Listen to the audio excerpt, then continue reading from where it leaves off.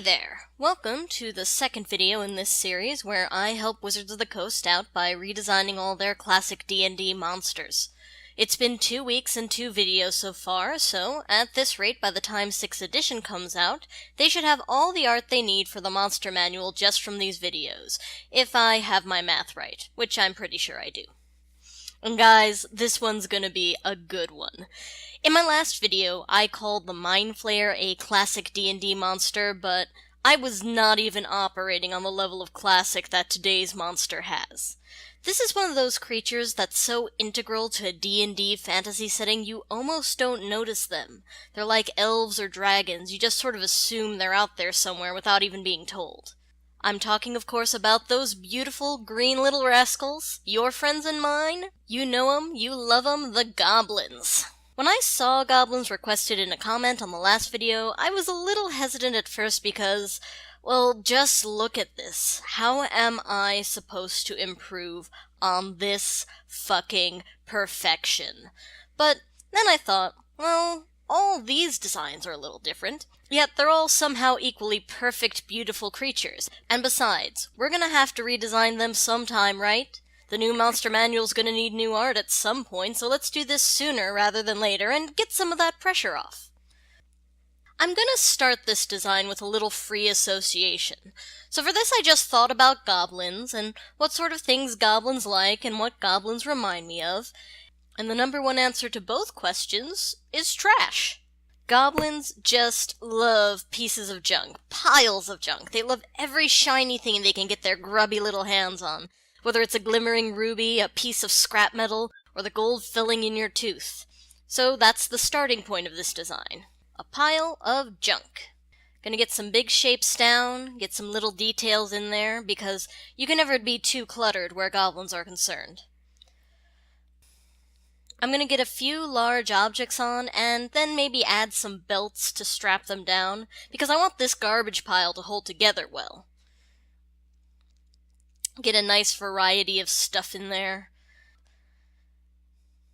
I'm kind of basing this pile of garbage on things I see lying around my apartment right now within my direct field of vision. Some potted plants, you know, a couple succulents on top. Those plants are totally alive, by the way. You know, this goblin still waters them. They're not a... well, I guess they are a monster, never mind. They're not an asshole. Besides, aloes are pretty low maintenance.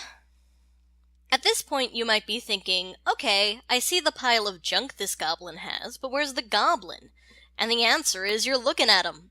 Because what better form for a goblin to take than a big pile of little shells and scraps and cans and masks and other weird things that it's collected over the years? A junk-covered goblin is a happy goblin, and above all, I want these goblins to be happy. Gonna give him a brick, because, listen, goblins have different standards of value than we do. Just because it's not necessarily an object we place a lot of value on doesn't mean that brick can't be this little guy's favorite thing in the whole world. It deserves a prominent position in their junk pile. It might be their best friend, don't judge. Don't judge. You haven't walked a mile in their lack of shoes. We still want a coherent form though, so I'm going to leave the legs free. Just gonna have a couple scrawny little running legs down there, with some nice big feet. And we're gonna want some long arms sticking out with lots of little grabby hands. And I mean lots of them. If I have one criticism of the standard goblin form, it's that they don't have nearly enough tiny hands to scrabble into pockets and chests and grab good things with, so we are fixing that with this design. Those legs are looking a little generic for my tastes. You know, I see sphinx cats, those hairless cats, referred to as goblins all the time, so I'm gonna look to them as a source of inspiration for the feet. Get those big, fleshy cat toes and some nice little wrinkles in there.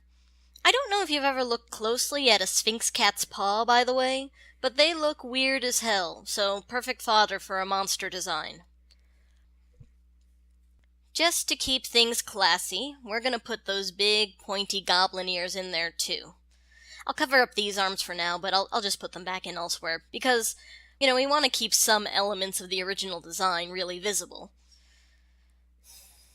So I'll add some nice earrings, little notches, cause any space on a goblin is space for more shiny things.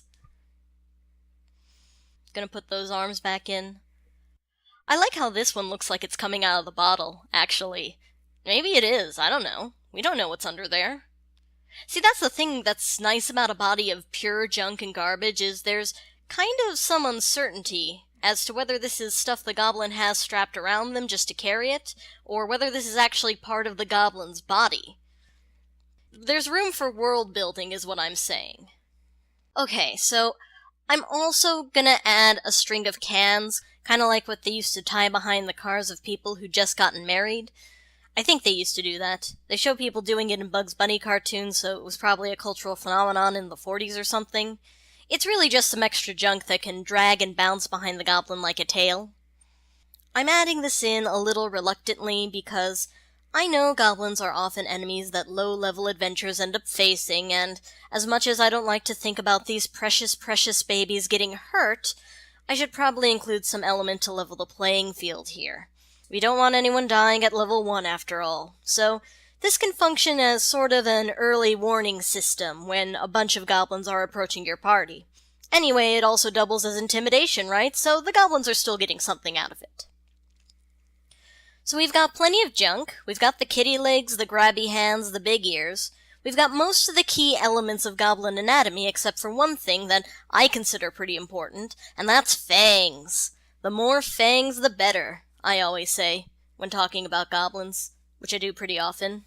I'm gonna put a big, long alligator or crocodile-shaped mouth in there, just so we can get a lot of good fangs sticking out. And listen, if these gorgeous fellows are gonna be tussling with some adventurers, we want to give them the means to defend themselves, right? So I'm gonna put a different weapon in every hand. Gonna range from something as low-tech as a rock, to a nice big knife, to a Molotov cocktail. Also gonna add another brick. It's not like the special friend brick from before, this is a hidden brick. You know what, let's make that spear a fork. I know I've done 2 monsters now that use forks as weapons, but how many pictures of adventurers have you seen where they're holding swords? It still works. And there we are. Our beautiful goblin friend is ready to go out there and mix it up. Thanks for the great suggestion. If you want to leave more suggestions for monsters I should redesign, or just tell this goblin how much you love it, go ahead and leave a comment. If you want to like and subscribe, that's cool. And if you're an employee or maybe an executive at Wizards of the Coast, I assume some high-level executives from Wizards of the Coast are watching this video series, and you want a high-resolution version of this image, just shoot me an email. Otherwise, I'll see you next time I make a video. Bye!